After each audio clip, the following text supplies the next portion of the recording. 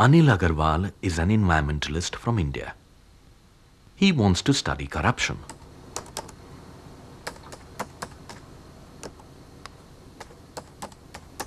I became acutely aware of the subject of environment even as a student when I was reading a very famous book written by a Swedish economist by the name of Gunnar Myrdal. These books were called Asian Drama, had a chapter on corruption. And one of the most striking points that Myrdal made is that everybody in India and South Asia talks about corruption all the time, but nobody does any research on it. Nobody tries to understand why this corruption takes place, even though the newspapers are always full about the corrupt in the society.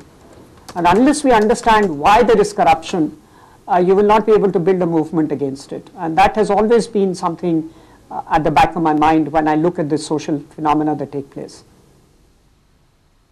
The government knows how to control over 1 billion Indians and 3.2 million square kilometers of territory. It's easy. Make files, pile them up. A forest can disappear in this jungle. A river can go missing.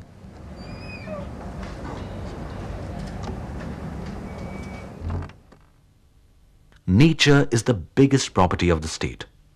In other words, one can make money by plundering nature itself, by killing elephants, by killing rhinos, by killing tigers, by felling a large number of trees and smuggling them across borders and to other places.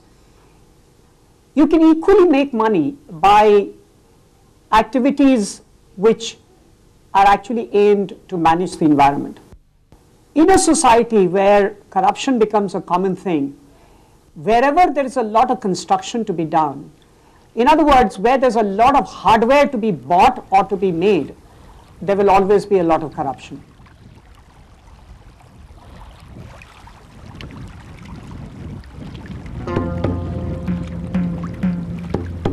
this is the river Kosi.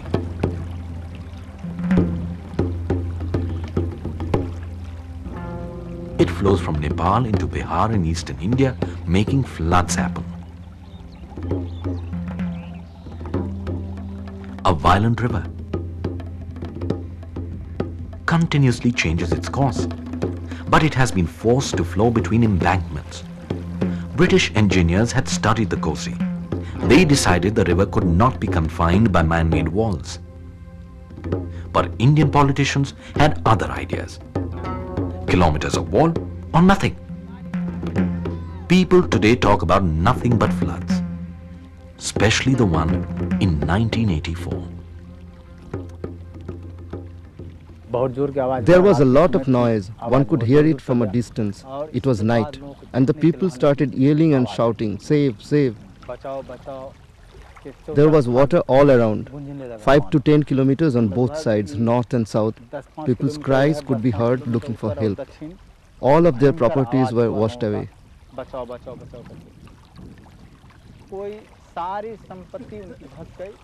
All we tried to do was to save as many people's lives as possible. All of their belongings, money, jewelry, cattle, household items, everything got washed away. We just picked them up from the water and put them on the part of the embankment that was still in place. Between embankments, old and new, floods have become more violent, more devastating.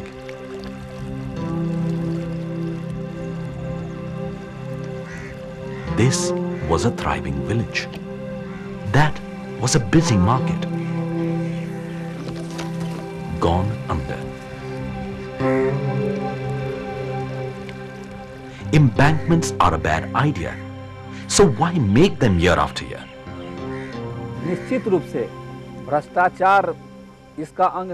Obviously, there is corruption. Otherwise, the amount of money they have used to build and repair all the embankments would have been sufficient to make permanent concrete embankment all along the river. People here say, you have nothing to do. Go get some contract in embankment work. You'll become a rich man. Obviously, there is a lot of corruption around the embankments.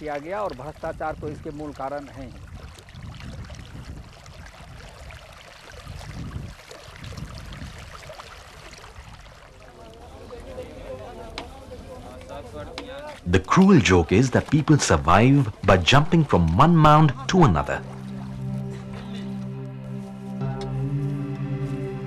Parvati Devi had a happy farming family, but her land and then her life got drowned. Today, her sons travel 1,400 kilometers to Punjab in North India, working someone else's land. Get this, in the last 34 years, $193 million have been spent to make and maintain 8,500 kilometers of embankments, so that there are no floods. Yet the flood-prone area has gone up 156%. The people know what has to be done. When there was no embankment, the river used to rise. But it used to rise half a meter. It used to then recede after 2 or 3 days. We never had any problem with our agriculture. And the water used to get sprayed over a large area. Nobody used to get any trouble. But after limiting the river with embankments, instead of half a meter, we have now 2 meters of water.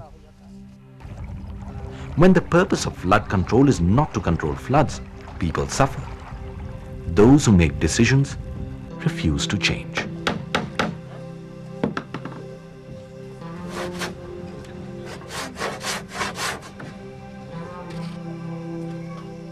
Once again, the monsoon is round the corner. Ah, sandalwood carvings. Look so good. This is the India tourists love. What a fragrance.